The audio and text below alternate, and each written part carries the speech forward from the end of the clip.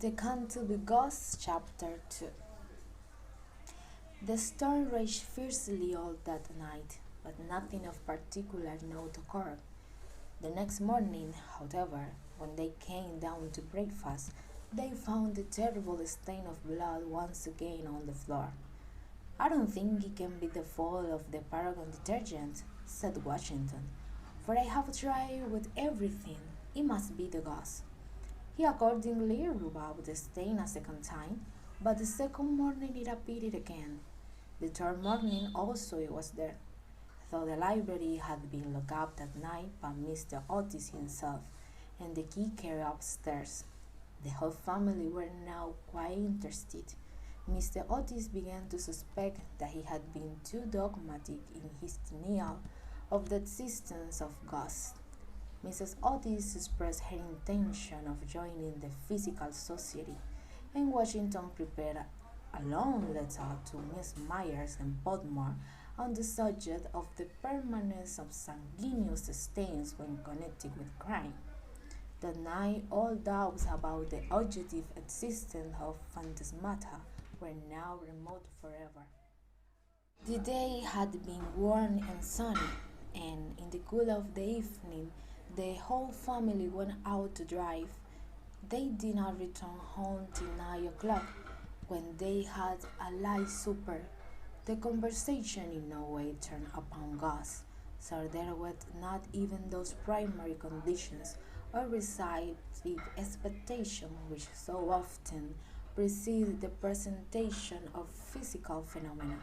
The subjects discussed, as I have since learned from Mr. Otis, were merely such as form the ordinary conversation of cultured Americans of the better class, such as the immense superiority of Miss Fanny Davenport over Sarah Bernhardt as an actress, the difficulty of obtaining green corn, buckwheat cakes, and hominy, even in the best English houses, the importance of Boston in the development of the world soul, the advantages of the baggage check system in railway traveling, and the sweetness of the New York accent as compared to the London drawl.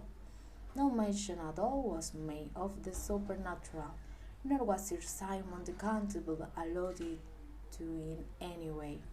At 11 o'clock the family retired, and by half-past all the lights were out. Some time after, Mr. Otis was awakened by a curious noise in the corridor outside his room. It sounded like the clang of metal and seemed to be coming nearer every moment. He got up at once, struck a match, and looked at the time. It was exactly 1 o'clock. He was quite calm, and felt his pulse, which was not at all feverish. The strange noises still continued, and with it he heard distinctly the sound of footsteps. He put on his slipper, took a small oblong phial out of his dressing case, and opened the door. Right in front of him he saw, in the wan moonlight, an old man of terrible aspect. His eyes were as red burning coals.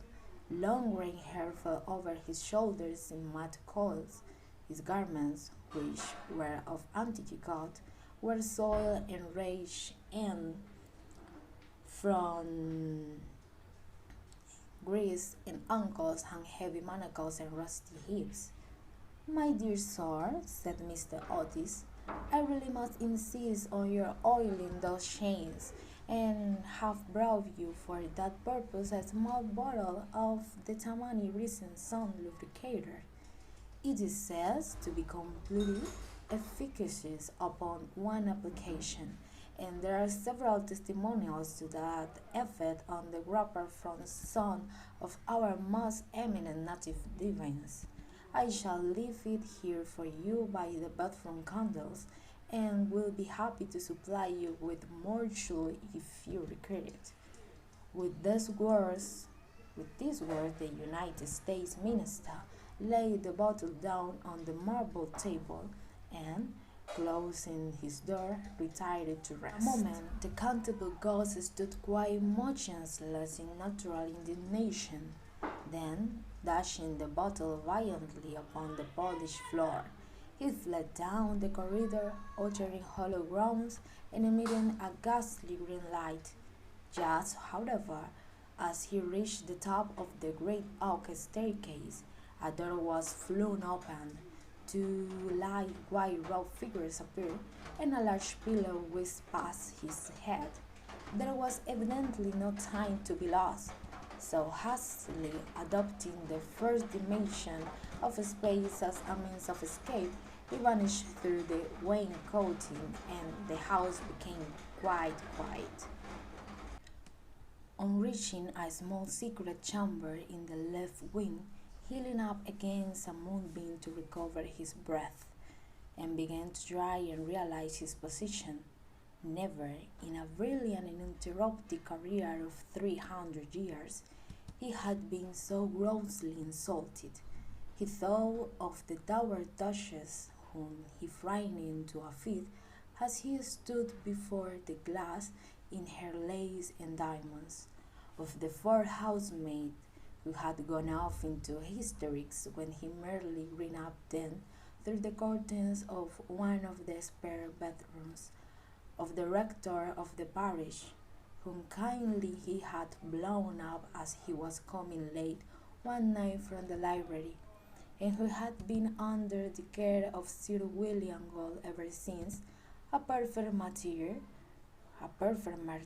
to nervous disorders, and of old Madame de Tremouillac, who, having wakened up one morning early and seen a skeleton seated in an armchair by the fire reading her diary, had been confined to her bed for 6 weeks with an attack of brain fever, and on her recovery had become reconciled to the charge, and broken off her connection with that notorious sceptre, Monsieur de Voltaire.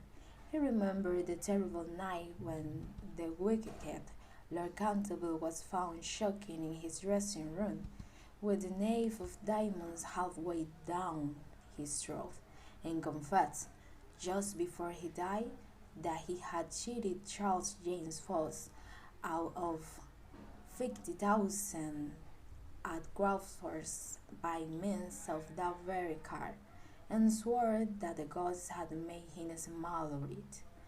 As his great achievement came back to him from the bottle who had shut himself in the pantry because he had seen a green hand tapping at the window pane, to the beautiful Lady Stuffield, who was always obliged to wear a black velvet band round her throat to hide the mark of 5 fingers burned upon her white skin, and who drowned herself at last in the car pond at the end of the King's. With the enthusiastic egotism of the true artist, he went over his most celebrated performances and smiled bitterly to himself as he recalled to mind his last appearance as Red Reuben or the Strangely Babe, his debut as Gaunt Gibeon, the bloodsucker of Besley Moor, and the furor he had excited one lovely June evening by merely playing ninepins with his own bones upon the lawn tennis ground.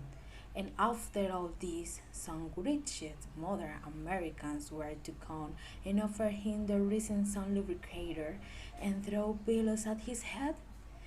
It was quite unbearable. Besides, no ghost in history had ever been treated in this manner. Accordingly, he determined to have vengeance, and remained till daylight in an attitude of deep thought.